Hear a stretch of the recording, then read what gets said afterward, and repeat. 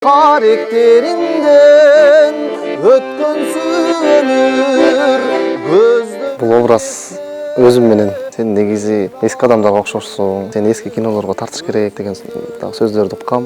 Өнөй күндөрүң калар, сенден сулуу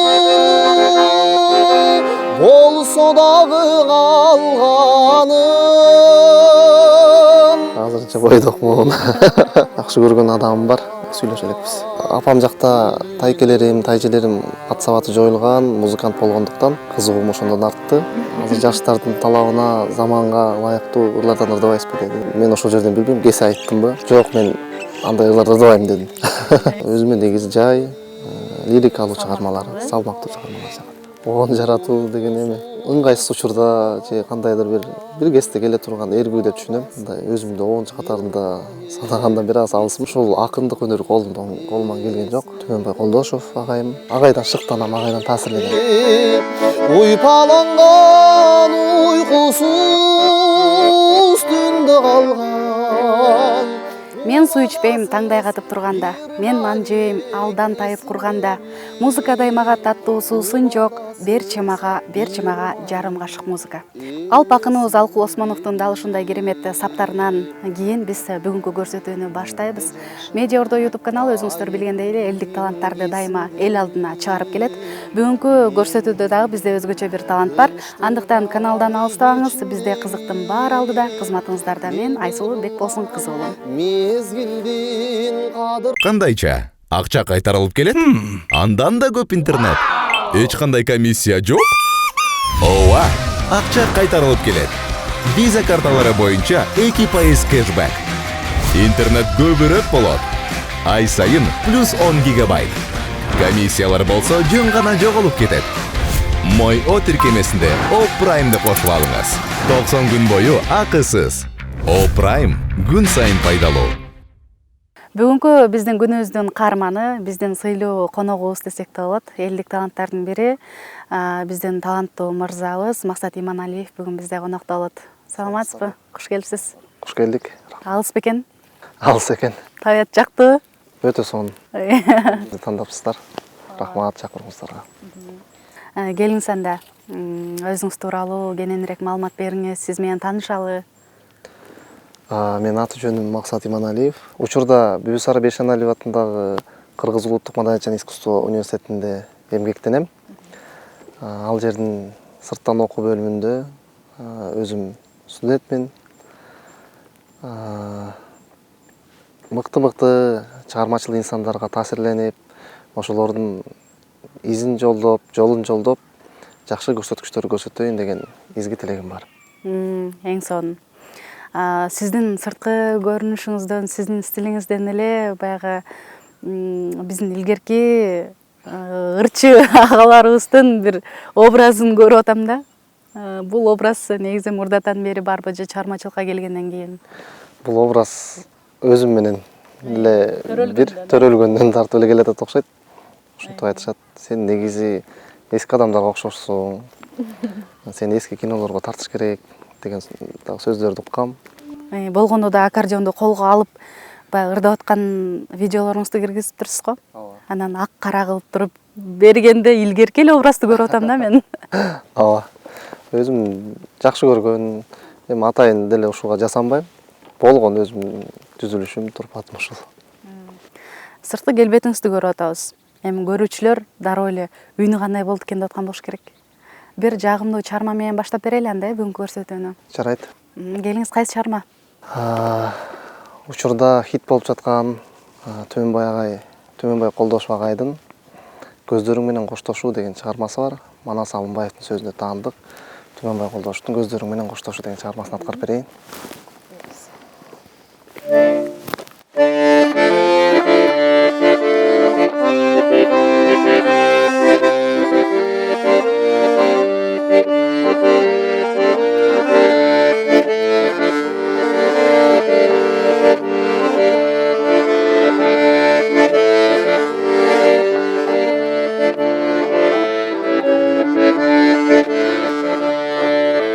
Көздөр көк асман, көздөр бир дастан көзүңө чөгүп канча адашкам бир тиктеп алып карегим талып кирпиктерим да сени самашкан каректериңден өткөнсүз өмүр көздөрүң эстеп кыйналар көңүл көзүңдөн өткөн эй күндөрүң калар көзүңдөн өткөн күндөрүң калар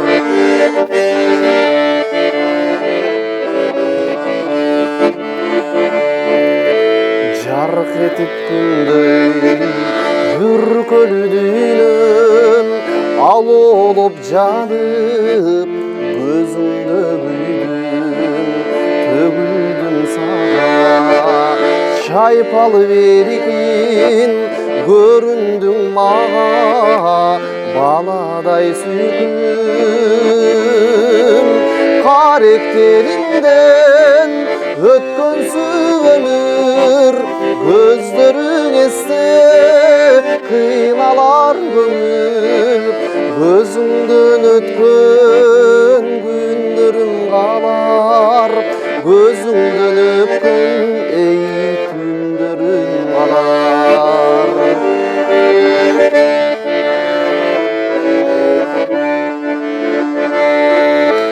көз барын танып көздөн жаш тамып үпүлдөп өчтү үмүтүм жанып кайрылбай бир күн кетерин билгем кайрыктарымда үмүтүм калып каректериңден өткөнсүз өмүр көздөрүң эстеп кыйналар көңүл көзүңдөн өткөн күндөрүң калар көзүңдөн өткөн күндөрүң калар өпкөнүң калар сүйгөнүң калар көздөрүң калар Эң сонун баракелде үнүңүзгө береке. Барыңыздар. Жындыгында талантыңызга таазим, сонун экен үнүңүз. Жаныңыздан азыр биринчи жолу угуп атам. Чу дегенде эле ушул чыгармачылык тууралуу сурагым келип атат. Канча жашыңыздан бери бул тармакка кызыктыңыз? Анан алган билимиңиз жөнүндө дагы кененирээк айтып берсеңиз. Чыгармачылыкка апамдын таасири менен апам жакта тайкелерим, тайжелерим кат сабаты жоюлган музыкант болгондуктан алардын да таасири астында өзүм ушу музыка дүйнөсүнө аралашып калдым десем болот. Кызыгуум ошондон артты. Борбордогу Таштанер Матов атындагы Бишкек музыкалык педагогикалык колледж бар. 2019-жылы ошол колледжге тапшырып окуп, ал жерде аяктаган соң учурда Бейшен Алиев атындагы искусство университетинде чыгармачылыгымды улантып аткан чагым. Чыгармачылыкта тапкан бир топ ага, ини, карындаш, эже достор бар. Ошолордун да таасири астында чыгармачылыкка аралашып калдым десем болот. Эң сонун. Максат, келиңиз, өзүңүз тууралуу дагы кененирээк билгим келип атат. Биздин көрүүчүлөр дагы кызыгып аткан болуш керек. Бул таланттуу мырза кайсыл жердин кулуну болду экен? Канча бир тууган, үй бүлөсү кандай деп? Ооба. Өзүм ушу Чүй облусунун Аламин районуна караштуу Бешкүнгөй деген айылынын кулуну болом. Исмаил Таранчиев атындагы Бешкүнгөй орто мектебин аяктагам. Үйдүн экинчисимин, 4 тууганмын. Агам бар, мен, иним, анан эң кичүүбүз карындашыбыз бар. Сон. Анан ушул аккордеонду колго алып келдиңиз. Бул аспаптын үнүн аябай жакшы көрөм мен негизичи. Үйрөнгүм келет. Анан бул канча жашыңыздан бери ойнойсуз? Мындан башка дагы кайсы аспаптын түрүнө кызыктыңыз? Жогоруда айтып кеткендей, Таштанер Матов атындагы Муспет колледжден үйрөндүм десем болот. өзүмдүн жекече аспабым, аккордеон болгондуктан, кошумча аспап пианино болгондуктан, аккордеондо, пианинода, анан комузда дагы бир аз ойнойбуз. Аккордеон аспабы негизи кыйын эле экен. Кыйын эле экен. Дагы деле үйрөнүү үстүндөмүн деп айтып калдыңыз, э? Дагы деле бул жеткиликсиз да. Мен ойлойм, музыканын түбүнө керек болсо Бахтагы же Бетховендагы жеткен эмес. Жети эле нота болбосо илеген дүйнөнү батыра турган өзүнүн дүйнөсү бар музыкада. Жакшы, ошону улайлы. Музыка деген сиз үчүн эмне? Турмушта өйдө төмөн нерселер көп эле болот экен. Биз эми жаңыдан турмушка аралашып баратабыз да. Иштеген жериңде, окуган жериңде, үйүңдө аба ырайы кандай болсо, бардык жерде ошондой аба ырайы болот. Музыка бул ошол кайгырганда, кубанганда, жатканда, турганда, басып жүргөндө дайым коштоп жүрчү нерсе ушул музыка деп ойлойм. Музыка биздин жан дүйнөбүз. Музыка ойлойм бизди өмүр бою коштой турган нерсе деп. Кандай ырлар жагат? Табитиңиз кандай? Өзүмө жаккан ырлар эми мен өткөндө бир Музлайфка барганда дагы мындай жаштар бийлей турган, азыр жаштардын талабына, заманга ылайыктуу ырлардан ырдабайсызбы деди да. Мен ошол жерден билбейм, кесе айттымбы? Жок, мен андай ырлар ырдабайм дедим.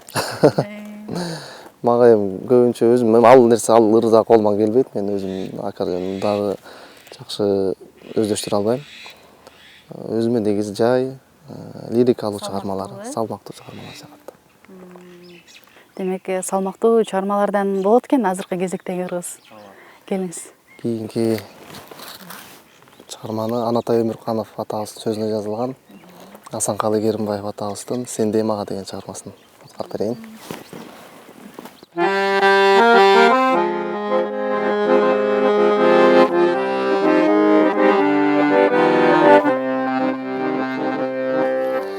Дарак билип жазда бүчүрүп айларын, күздө түшкөн жалбырагын сагынбай, сенден сулуу болсо дагы алганым, сендей мага бул дүйнөдө табылбайт. Сенден сулуу болсо дагы алганым, сендей мага бул дүйнөдө табылбайт.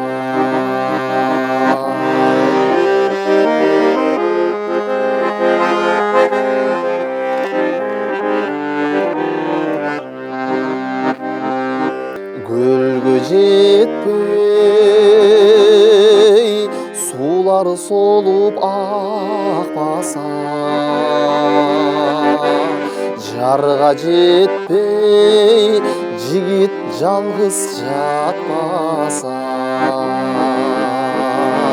кайсыл кызга кадалбасын карегим,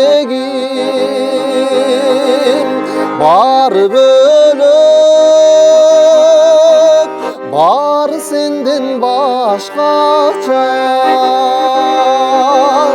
Кайсыл кызга кадалбасын карегим, бары бөлөк, бары сенден башкача.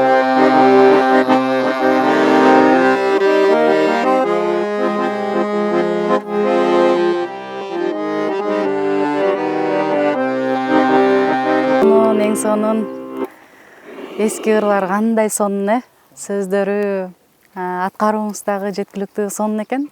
Жеке мага жагып атат негизи. Сендей мага деп калдыңыз. Ушул жаатта сурайынчы. Жеке жашооңузда кандай болуп атат? Эми сиздин деле жашыңыз келип калды дегендей. Биздин деле жаш келип калды ошо. Жеке жашоодо азырынча турмуш кура элекмин. Бойдокмун. Азырынча бойдокмун. Жакшы көргөн кызыңыз, балким сүйлөшкөн кызыңыз. Жакшы көргөн адамым бар. Сүйлөшө элекпиз. Демек аракет үстүндөсүз. Буюрса. Эң сонун негизи азыркы учурда баягы экөөбүз съемка башталганга чейин сүйлөшүп отуруп калдык. Турмуш кургандар эртерээк, жаштар эртерээк талпынып атат турмушка депчи. Ал нерсеге көзү карашыңыз кандай жеке? Негизи канча жашыңызда турмуш курсам болот деп өзүңүз эсептейсиз? Мен өзүм ойлойм, 25-26 жаш жигитке бул нормалдуу нерсе го. Өзүнүн учурунда. Эми билбейм кимге кандай, бирок ар бир адамдын өзүнүн турмушу, турмуш шарты карасак дагы ада бир чоң мааниге ээ. Кээ бирөөнүн турмуш шарты балким башкача, бирок психологиялык жактан өзү даяр болуп, моралдык жактан өзү даяр болгон, турмушка даяр болгон адам баш кошсо туура болот. Бирок эрте баш кошкондор ооба, сиз айткандай биздин азыркы шартта көп болуп атат. Анын ак менен кара бирдей жүрөт. Анда жакшы жагы бар. Анда бир кандайдыр кемчиликтери бар. Эми жакшы жагына, жакшы нерсесине биз өзүбүз дагы ниет кылалы. Келиңиз анда максат ушул мелүүн салкын аба ырайында жагымдуу чыгармаларды аткарып, жан дүйнөбүзгө жылуулук тартып алайлы, Азыр кезектеги чыгарманы аткарсаңыз суранабыз. Албетте, сөзсүз. 2023 жылы, 2024 жылы былтыр жазылган жаңы обонум бар. Майрамбек Жакшылыков деген акын жигиттин сөзүнө жазылган. Сагындым сени деген Максат Иманалиевдин обону бар. Уруксат болсо аткарып берейин кабыл.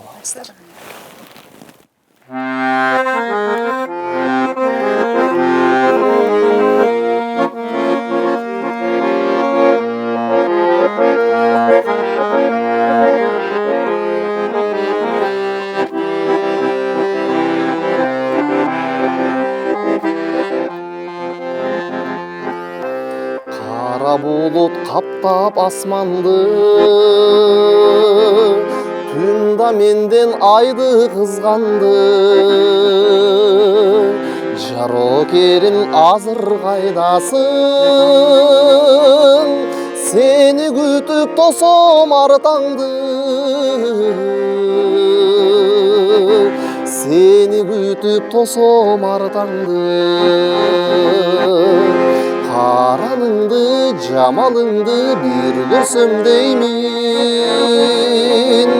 Сүйөмдечи, сүйүм келчи, сагындым сени. Жарокерим, сагындым сени.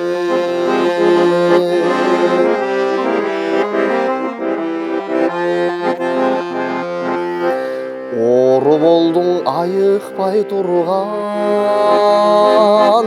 барган сайын күчөп ырбаган. Кадырыңды сезерсиң бир күн, ырларымды уксаң ырдаган. Ырларымды уксаң ырдаган. Караныңды, жамалыңды бир көрсөм деймин. Сүйөмдечи, сүйүм келчи, сагындым сени. Жарокерим, сагындым сени. Жарокерим, сагындым сени. Бали, азаматсыз. Көрүүчүлөр дагы бул чыгармадан кийин аябай эле кол чабып аткан болуш керек. Өзүңүздүн обонуңузга таандык, Өзүмө таандык обон. Бул кантип жаралып калды? оон жаратуу деген сиздин жашыңызда кандай болот экен?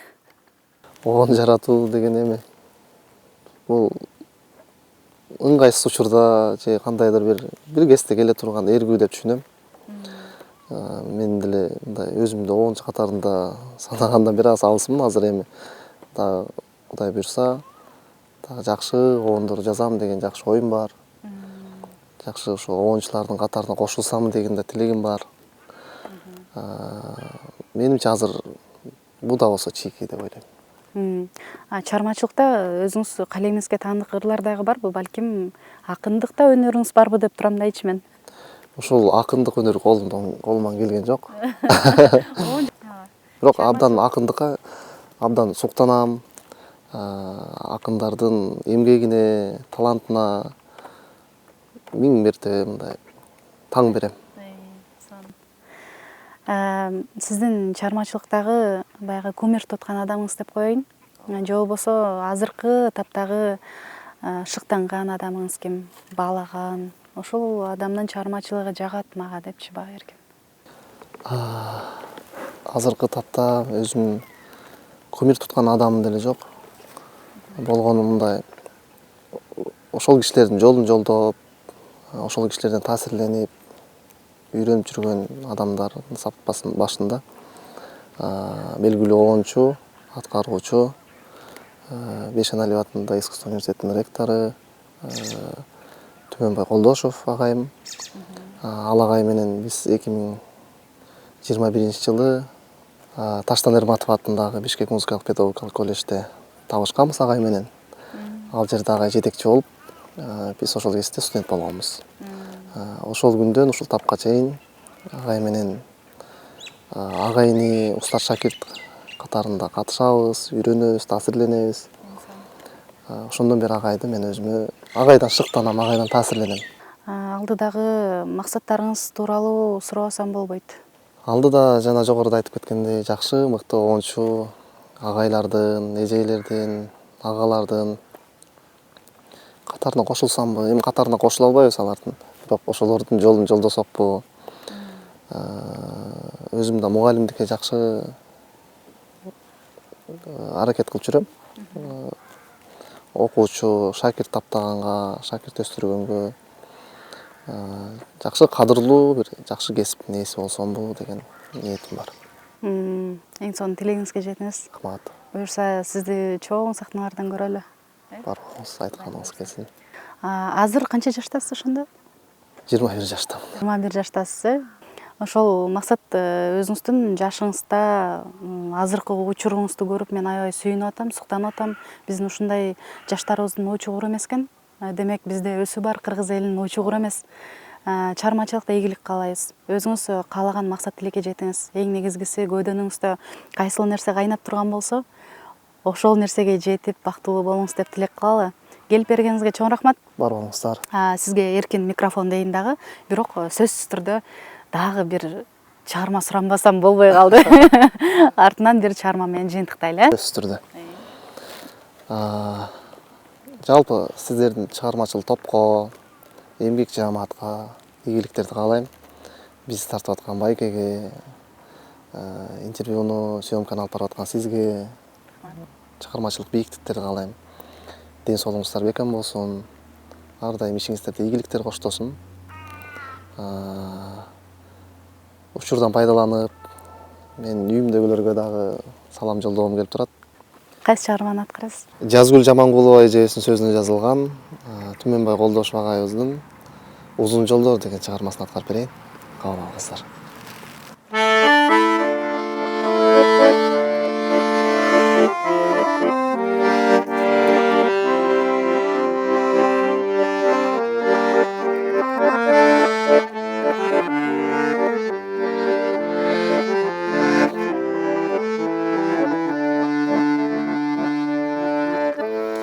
Uzun yollar toolordun betindegi Оңгу кептин эртеги сезилбеди Уйпаланган уйкусуз түндө калган Убадасыз bir maек esingdebi, esingdebi? Uypalangan uykusuz tünde kalgan ubadasız bir maek esingdebi? Ubadasız bir maek esingdebi? Mende yaşa maektin kesimdemi? Memiregen tınçtık ay geçindegi, mel-mel kılgan mezgildin kadır tünün, mezdamdu erinder esingdebi, esingdebi?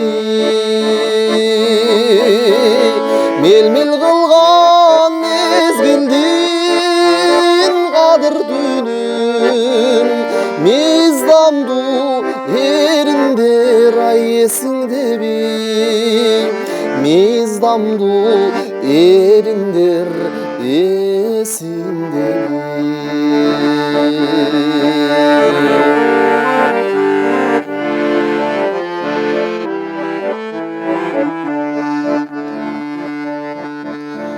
Saparlaşlar sanınan özgürlük, sana tartıp sattardın ötkönünü.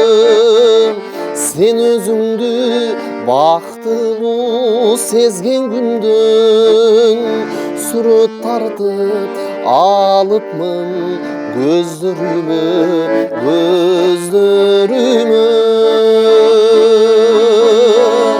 Sen özüңdü baktılуу sezген күндүн, сүрөt tartıp alıpmın men gözlörüme, сүрөt tartıp alıpmın gözlörüme. Mezdamdu erimder esingdebi? Ubadasız bir maek esingdebi?